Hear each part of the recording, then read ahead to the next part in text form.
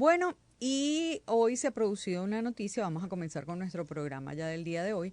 Hoy se ha producido una noticia interesante y es que María Carolina Uzcategui, quien anteriormente era vicepresidenta de la Comisión de Primarias, que está organizando las elecciones primarias de un sector de la oposición, ella había renunciado a eso, pero hoy dio una rueda de prensa para dar a conocer algunas observaciones que ella tiene respecto a la seguridad del proceso electoral de estas primarias. Y la tenemos con nosotros aquí en el estudio, la saludamos. María Carolina, bienvenida, buenas tardes, gracias por estar con nosotros. Buenas tardes, Maripili, un placer estar de nuevo aquí contigo. Bueno, María Carolina, dime una cosa, ¿qué es lo que está pasando? Que te retiraste de la comisión de primarias, pero además ahora estás haciendo observaciones respecto a ese proceso. ¿Qué es lo que tú consideras que está mal allí? Hace 45 días, exactamente el 26 de julio pasado, yo presenté mi renuncia a la Comisión Nacional de Primaria porque consideraba que habían diferentes aspectos técnicos que no se estaban contemplando para que la primaria fuese lo que la gente espera que sea. Todo lo inclusiva, todo lo participativa y todo lo segura que la gente desea y necesita, porque en realidad en el país en general hay un clamor porque haya una verdadera propuesta unitaria, una verdadera alternativa política y democrática para las elecciones del 2024.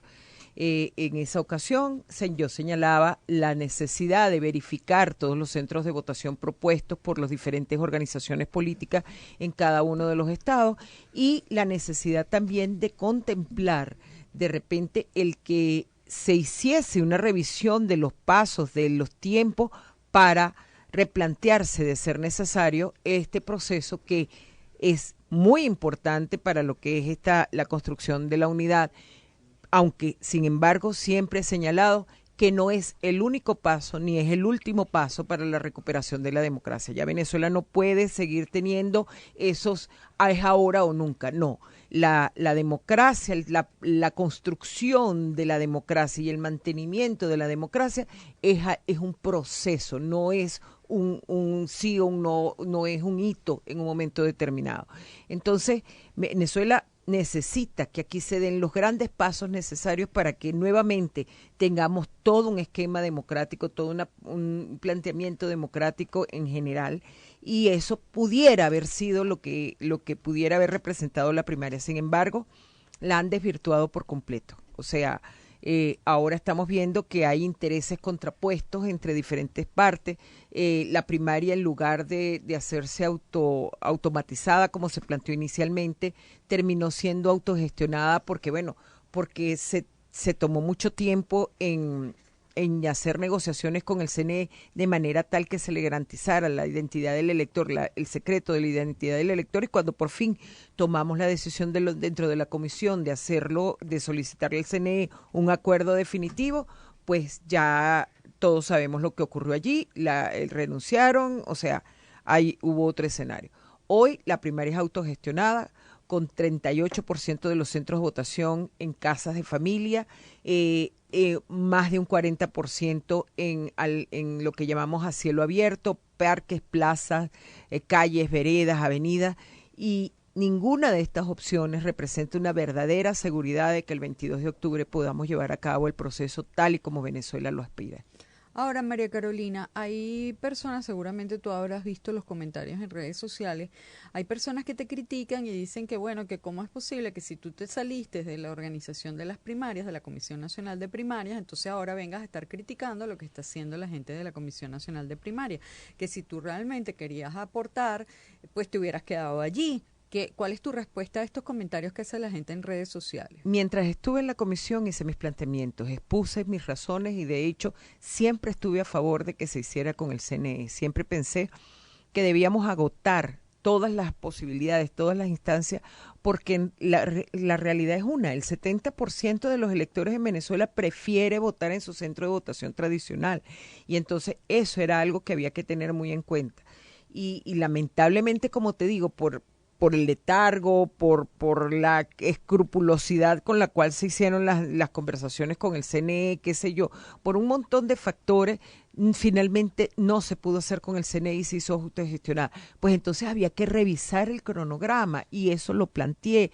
Cuando yo estaba allí, yo les decía, señores, vamos a verificar todos y cada uno de los centros de votación, y me decían que no hacía falta, que con que revisáramos el 20% era suficiente, con hacer un muestreo, y resulta que no es suficiente. Y ahí está, hay veredas, la gente no sabe cómo ubicar dónde es su centro de votación. Yo fui este fin de semana a mi ciudad Valera, Estado Trujillo, y ubiqué a través del buscador que ofreció la comisión donde me correspondía votar, y me dicen que es un local que queda a una cuadra de donde está mi oficina desde hace 40 años. Y cuando fui a buscar el local no lo encontré.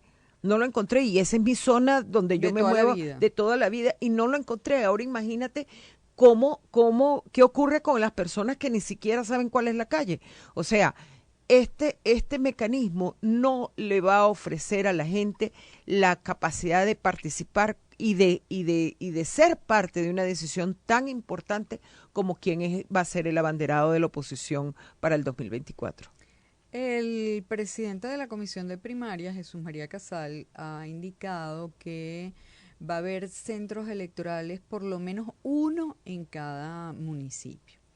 En Caracas, si, por ejemplo, para hablar de Caracas, ¿no? Si hubiera, no es el caso, pero si hubiera un centro electoral en todo el municipio Libertador, por poner un caso, bueno, o en todo el municipio Baruta, imagínate tú lo lejos que le quedaría a una persona tener que ir a votar. Yo qué sé, suponte que hubiera un centro en Plaza Venezuela, lo que le quedaría a una persona que viva, no sé, en el 23, Junquito, por decir un ejemplo, ¿no?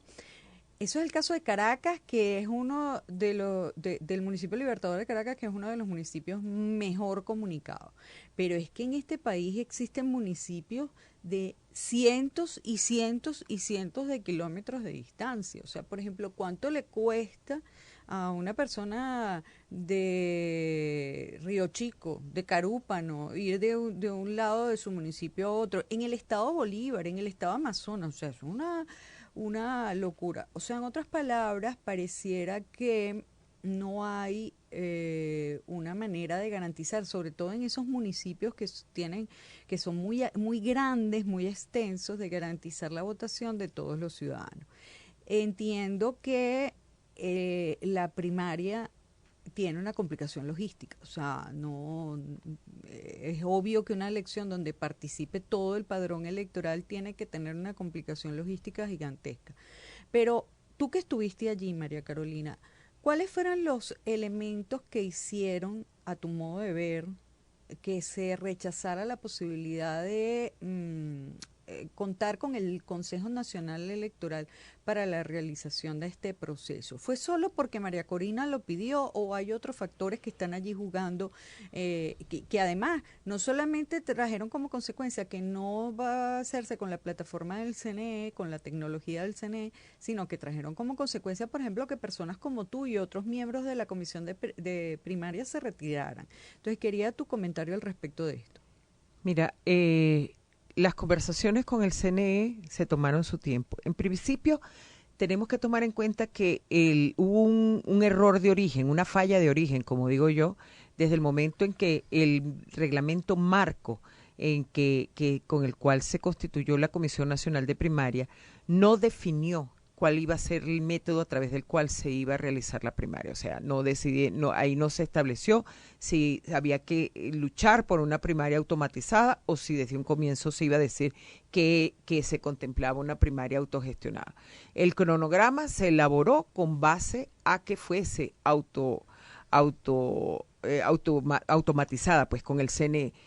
Sin embargo, a la hora de hacer el reglamento y como ya las conversaciones con el CNE habían tomado un giro un poco álgido, o sea, sin muchas definiciones, entonces se decidió abrir el reglamento de manera tal que contemplara bien el proceso automatizado o bien autogestionado. La realidad fue que cuando ya por fin se habían llegado a los acuerdos necesarios, el CNE no volvió a dar respuesta, no dijo más nada. Cuando se le solicitó que estableciera un compromiso por escrito de todas las condiciones que ya se habían conversado. El CNE no dio respuesta porque la siguiente información que recibimos era que todos sus rectores habían renunciado. Y caímos en un limbo, pues, porque no había quien dirigiera esa orquesta, por decirlo así. Entonces, el paso lógico siguiente era hacerla y optar por la opción autogestionada. Pero la realidad es que el cronograma, tal y como estaba establecido, no daban los tiempos las pruebas, me remito, no están dando los tiempos para que una primaria autogestionada sea tan exitosa como se espera. Nada más saca la cuenta. En una primaria, en un proceso electoral tradicional, Venezuela se ofrecen 14,000 mesas en todo el país. En esta ocasión se están hablando de 14,000 centros de votación. Aquí estamos hablando. Hay muchísimas más. 14,000 centros de votación, Aquí ahorita hay estamos 3,000, ¿verdad? Y estamos hablando de apenas 5,134 mesas. Cuando tú sacas la cuenta en 8 horas, de 8 de la mañana a 4 de la tarde, que es lo que dice el reglamento que debe durar el proceso de votación, y sacas la cuenta, más o menos tomando en cuenta 2 minutos por elector, nada más podrían participar, teniendo un flujo constante, que no caiga un palo de agua en ninguna parte, que ninguno de esos 40%, del 40% de centros a cielo abierto tenga ningún problema, ningún inconveniente, que todo fluya perfectamente bien. Nada más podrían participar en el proceso de primaria con ese número de mesas, 1,230,000 personas. Entonces, allí estamos teniendo un sesgo, por decirlo así, o una limitación para que al menos se expresaran la misma cantidad de venezolanos que se expresó en el 2012, que fueron más de 3 millones de personas. Cerca del 17% de lo que fue el padrón electoral. En el 2012 tú te refieres en la primaria que se hizo en la oposición en el año 2012 donde eligieron a Capriles. Sí, claro, esa fue la primera gran experiencia de primaria que se realizó en el país. Nosotros, o sea, no es que no sabemos de qué se trata. Aquí ya tanto un factor como otro hemos trabajado en procesos de primaria porque precisamente nuestro talante original es democrático, o sea, nuestro ADN es demócrata. Y no solamente se trata de eso de la participación, sino que enfrentamos otro gran problema que tampoco quedó establecido en el reglamento marco. ¿Qué va a pasar con la gente que no puede inscribirse definitivamente como candidato presidencial? Porque no solamente están las 3 personas que hoy son candidatos y están inhabilitados para participar, sino que puede ocurrir lo que ocurrió en Barinas, que ganó Superlano, lo inhabilitaron. Postuló a su esposa, la inhabilitaron sin nunca haber ocupado un cargo público. Postularon a Julio César Reyes, también lo inhabilitaron. Digamos que... Ok, pero eso es un abuso del gobierno. Exactamente, o sea, pero eso puede pasar. Bueno, está bien, puede pasar, pero yo lo que siento es que los partidos políticos de la oposición no pueden estar diseñando sus estrategias en base a las tramposerías que hace el gobierno, porque eso es una tramposería. Inhabilitar a una persona que nunca en su vida ha ejercido cargo público, eso viola como 5 leyes, por lo menos, sin contar que viola la Constitución. Entonces, pero eso son tramposerías que hace el gobierno. Pero bueno, los sectores de la oposición tienen que seguir haciendo sus estrategias, digo yo, ¿no? Pues por supuesto, a eso es que me refiero. Debe haber un lineamiento. A estas alturas, lo responsable sería que se hubiese establecido un lineamiento en el cual se contemplara cualquier sinvergüenzura, porque es que las inhabilitaciones políticas son una aberración en sí mismas, o sea, no deberían existir, como tú bien dices, porque esa no es la forma de de tratar a un adversario político. Aquí deberían ganar las propuestas, las ideas, lo que cada candidato tenga que ofrecer, no anular a tu adversario porque sabes que pueda resultar una amenaza para ti. Ahora, pero lo que sí está claro es que en este momento se está convocando para el día 22 de octubre un proceso de primaria en las condiciones que ya más o menos todo el mundo conoce, con un grupo sumamente importante de mesas de votación debajo de la mata de mango o en la plaza no sé qué cosa, al pie de la estatua, después otro grupo importante de mesas en la casa de fulanito de tal o en la licorería de la esquina. Está bien, eso fue lo que la comisión de primaria pudo hacer, vamos a decirlo así. Esos fueron los sitios que pudo conseguir, dado que decidieron que la primaria fuera autogestionada. Tú estás el día de hoy haciendo unas críticas totalmente válidas y pertinentes Pero la pregunta que yo te haría es, más allá de la crítica, que como te digo es válida, entonces, ¿qué es lo que tú sugieres que se debería de hacer? ¿Cómo se desenreda este papagayo, como decimos aquí en Venezuela? Sí, hace 45 días fue mi renuncia y allí planteé la posibilidad de que hiciéramos un stop, un alto y evaluáramos los tiempos, los recursos, las condiciones en las cuales se estaba haciendo la primaria y decidir si era pertinente suspender y reprogramar, repensarse el proceso o simplemente pensar en otra alternativa para la selección del candidato unitario. Hoy mantengo la misma propuesta, que es sentarse, repensar, ser honestos con el país, hablarle claramente al país y decirle, mire, estamos teniendo estos inconvenientes. Aquí en Venezuela nadie se perdió la costumbre de decir, miren, me equivoqué, miren, tengo que rectificar, miren, tengo que revisar. No, simplemente se cometen errores y se sigue adelante como si, a mí no me importa si tú entendiste lo que yo hice o no. O sea, vamos a develar que hay complejidades, que el proceso se nos está escapando de las manos y que probablemente el 22 de octubre no tengamos, probablemente, fíjate que no la doy por descartada por completo, simple y llanamente estoy diciendo que existe una alta probabilidad de que el 22 de octubre no sea el evento electoral que Venezuela aclama, que el Venezuela necesita y no se pueda construir una propuesta unitaria con la fortaleza y seriedad que el país está reclamando. Entonces, si no podemos, si vamos a tener un fracaso o como tantos que se han tenido en la oposición, ¿por qué no decir como no se ha hecho nunca antes, ya va? Vamos a revisar, vamos a ver qué es lo que está mal, vamos a corregir y vamos a cumplir, a satisfacer las expectativas de la gente. A ver, María Carolina, si yo te estoy entendiendo bien, entonces tu propuesta sería que se tomara la decisión de aplazar el proceso de primarias del día 22 de octubre hasta que se corrijan todas estas debilidades que tú estás mencionando. ¿Eso es lo que dices? Esa sería una de las propuestas. La otra es que se diga, mira, simplemente la primaria no resultó o no pudimos organizarla de la manera en que pensábamos que se podía hacer, entonces vamos a analizar otros mecanismos. Existen otros mecanismos, las encuestas, el consenso, qué sé yo. O sea, mecanismos para establecer una propuesta unitaria existen. Y señores, si no somos capaces de ponernos de acuerdo entre nosotros para presentarle una propuesta al país, ¿qué podemos pretender de cómo solucionar los grandes problemas que aquejan a nuestra sociedad? Pero tú estás conscientísima de que va a haber candidatos, o para ser más específico, candidatas que no van a aceptar ni de casualidad de la vida que la forma de elegir al candidato de ese sector de la oposición sea otra que no sea un proceso de primarias. Pero ¿qué es lo importante aquí? ¿Que yo llegue? ¿Que yo sea candidata?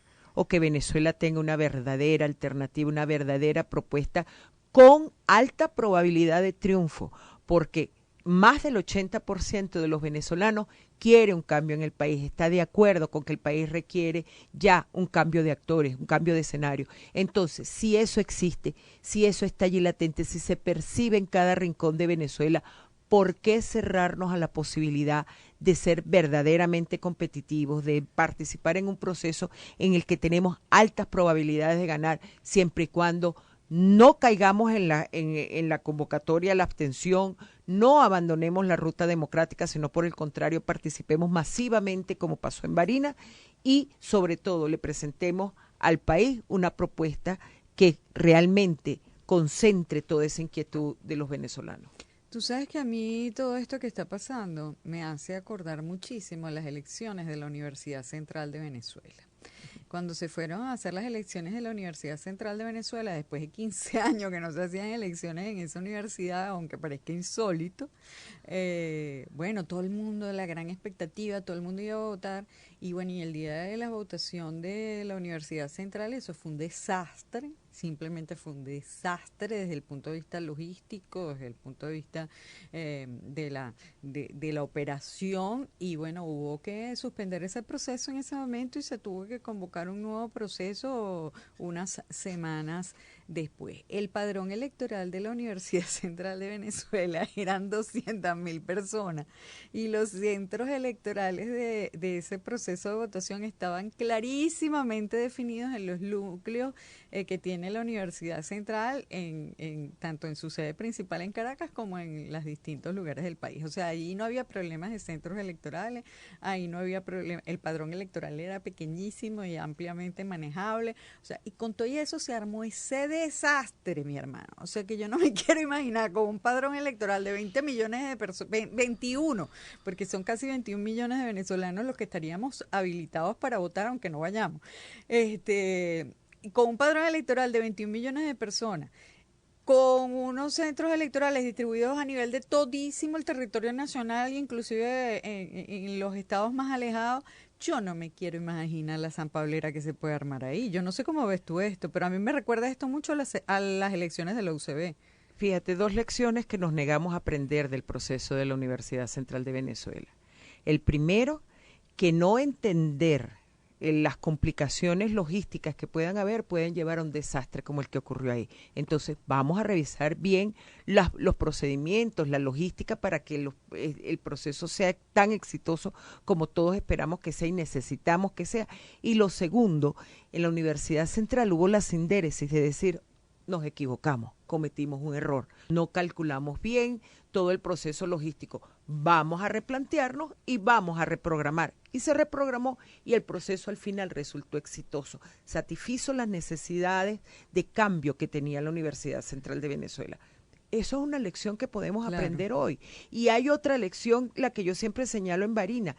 Superlano pudo haber dicho, no, si yo no soy el candidato, si yo no soy el gobernador, voy hasta soy el yo final. O más nadie. Voy hasta el ¿verdad? final. En cambio, supo entender Eso sí el es momento y decir, ya va, aquí lo importante es Barinas, no es Freddy Superlano. Eso sí es verdad. Y seguimos adelante por la ruta democrática, la ruta electoral, y vamos a salir adelante, y así fue. Y se sumaron a esa propuesta 50.000 barinenses más de los que se habían presentado en noviembre en las elecciones en las que ganó Superlano. Claro, sí, eso sí hay que reconocérselo a Superlano, que obviamente no es santo de mi devoción, pero eso hay que reconocerlo. Es un demócrata. Que tuvo ese sentido común. Bueno, te quiero agradecer mucho, María Carolina, que hayas estado con nosotros y que, bueno, nos hayas brindado tu punto de vista respecto a este tema que está resultando ser tan polémico últimamente. Gracias, María Carolina Uzcategui, por haber estado con nosotros. Gracias a ti, Maripili. Gracias.